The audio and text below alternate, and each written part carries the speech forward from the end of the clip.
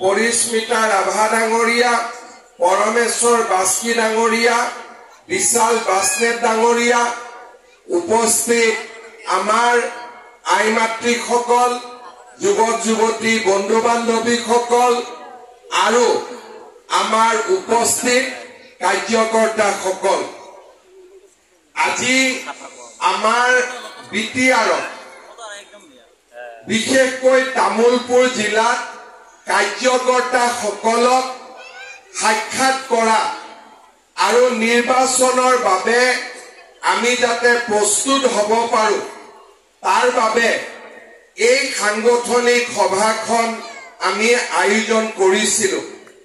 আজি মই ৰাতিপুৱা দৰঙাজুলি, ইয়াৰ পিছত নাগৰিজুলি আৰু শুক্লাই চেৰফান তামুলপুৰ জিলাত আমি 3খনকৈ কাৰ্যকৰ্তা সন্মিলন আমি অনুষ্ঠিত কৰিম আৰু সকলোৰে বিশেষকৈ আমাৰ কাৰ্যকৰ্তাসকলে নিৰ্বাচনৰ সময়ত আমি জনতাক কি কম আৰু জনতাক আমি কি প্ৰতিশ্ৰুতি দিম সেই বিষয়ে আমি যাতে সম্পূৰ্ণভাৱে আলোচনা কৰিব পাৰো তাৰ বাবে আমি ইয়াতে সমবেত হৈছো।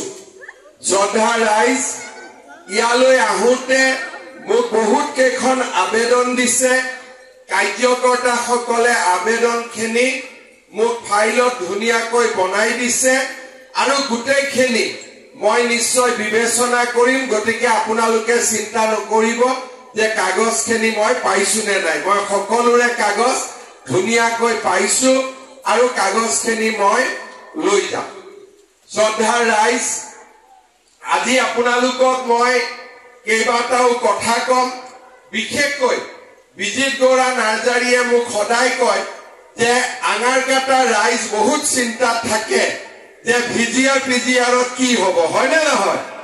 কিন্তু আপোনালোকক এটা কথা আমি কওঁ যে আমি উচ্ছেদ যাক কৰিব লাগে তাক কৰো আৰু পট্টা যাক দিব লাগে তাক আমি পট্টা দিম। আপোনালোকে বুজি পাইছে, মই বেছিকৈ ক'ব নালাগে। গৰু খুঁটিত আমি কাক এভিকশ্যন কৰিছো? যাক কৰিব লাগে তাক কৰিছো নে নাই? উৰিয়াম ঘাটত আমি কাক এভিকশ্যন কৰিছো? যাক কৰিব লাগে তাক আমি এভিকশ্যন কৰো।